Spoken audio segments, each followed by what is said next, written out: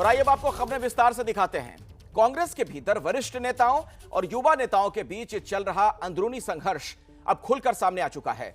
आज जम्मू में कांग्रेस के वरिष्ठ नेताओं ने साफ कह दिया कि कांग्रेस कमजोर हो रही है। जाहिर है यह सीधा निशाना कांग्रेस आलाकमान पर साधा गया, वो भी ऐसे मौके पर जबकि राहुल गांधी तमिलनाडु से हुंकार भर रहे थे। उन्होंने आरोप लगाया कि आरएसएस देश में लोकतंत्र को खत्म कर रहा है। जम्मू में कांग्रेस के नेताओं ने पार्टी के अंदरूनी लोकतंत्र पर सवाल उठा दिए। जम्मू में गुलाम नबी आजाद की अगुवाई में कांग्रेस के वरिष्ठ नेताओं की बैठक ने कांग्रेस की अंदरूनी कलह को और गहरा दिया है। गुलाम नबी आजाद, कपिल सिब्बल, आनंद शर्मा, राज बब्बर, मनीष तिवारी जैसे नेता इस कार्यक्रम में पहुंचे।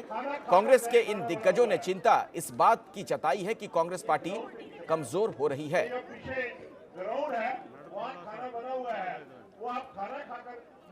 तो जम्मू में कांग्रेस के वरिष्ठ नेताओं ने कैसे पार्टी आलाकमान को कटघरे में खड़ा कर दिया, वो आपको आगे दिखाएं। पहले बात राहुल गांधी की, जिन्होंने तमिलनाडु के तूतुकुडी से राहुल गांधी ने आरएसएस पर हमला बोला।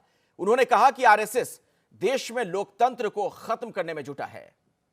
Democracy does not die with a bang, it dies slowly, and I am sad to tell you that democracy in India is dead. It doesn't exist anymore. It is dead because one organization, the RSS, has combined with huge finances to penetrate and disturb and destroy our institutional balance. That is what has happened. Rahul Gandhi ने BJP पर गंभीर आरोप लगाया। उन्होंने कहा कि BJP ने बेहिसाब पैसा खर्च करके राज्यों में कांग्रेस की सरकारें गिराई हैं। If we look at Madhya Pradesh, attempt in Rajasthan, Goa, attempt going on in Jharkhand, Pondicherry, Arunachal, these are all Congress governments. These are all governments where people gave the mandate to us, and concentration of capital took the mandate away from us. I know the amount of money that was thrown at the MLAs in Madhya Pradesh. I know the amount of money that was thrown at the MLAs in Rajasthan.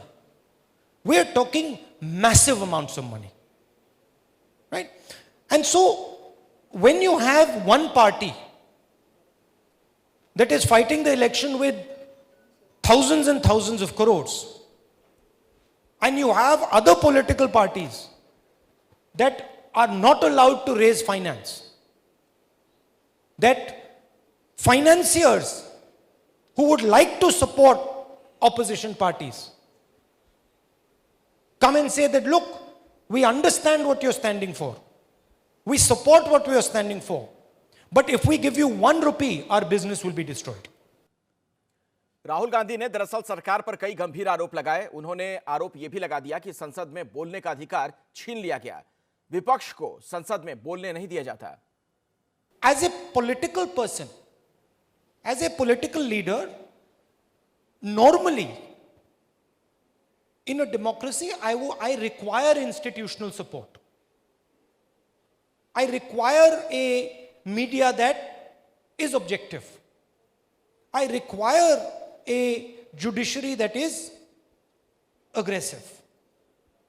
I require the ability to speak in the Parliament House. All those have been taken away from us.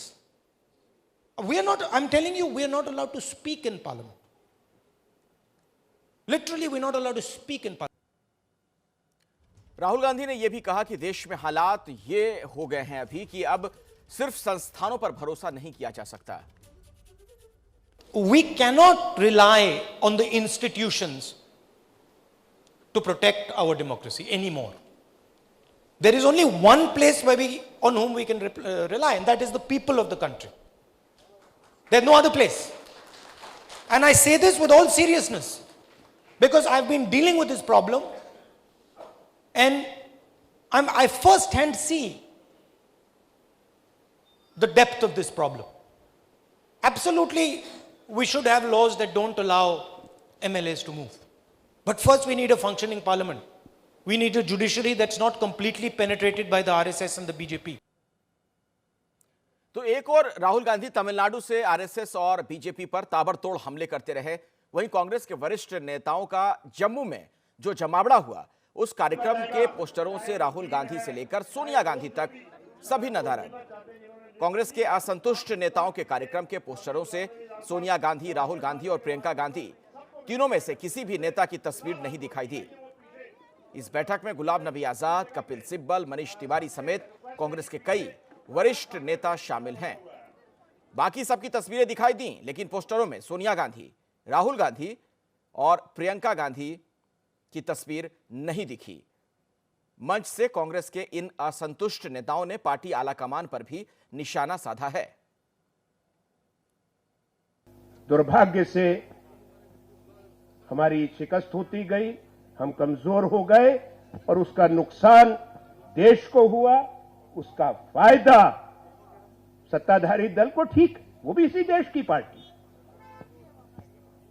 और एक बात जरूर कहूंगा मैं कि जैसा प्रजातंत्र में मैंने कहा अलग अलग विचारधाराएं होती हैं, और देश में भी सोच, संगठन के अंदर भी वो रहती है, परिवार के अंदर भी रहती है। कोई अगर दो भाई आपस में घर के अंदर बैठ के किसी भी विषय पे, किसी परिप्रेक्ष्य में अलग अलग मत रखते हो तो घर थोड़े टूटता है या भाई भाई का दुश्मन हो जाता है, ऐसा तो नहीं होता। पर अगर कोई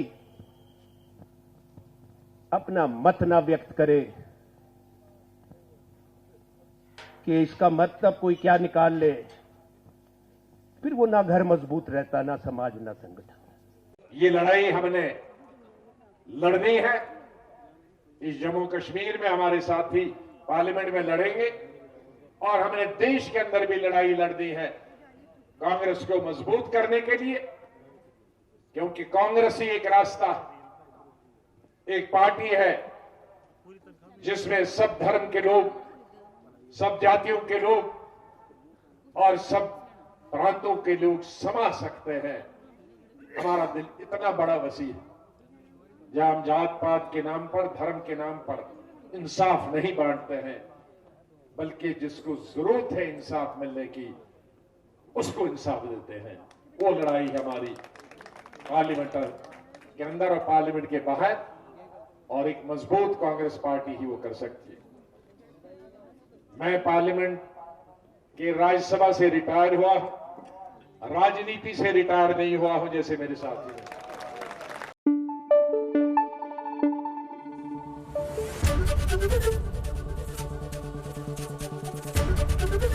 एबीपी न्यूज आपको रखे आगे।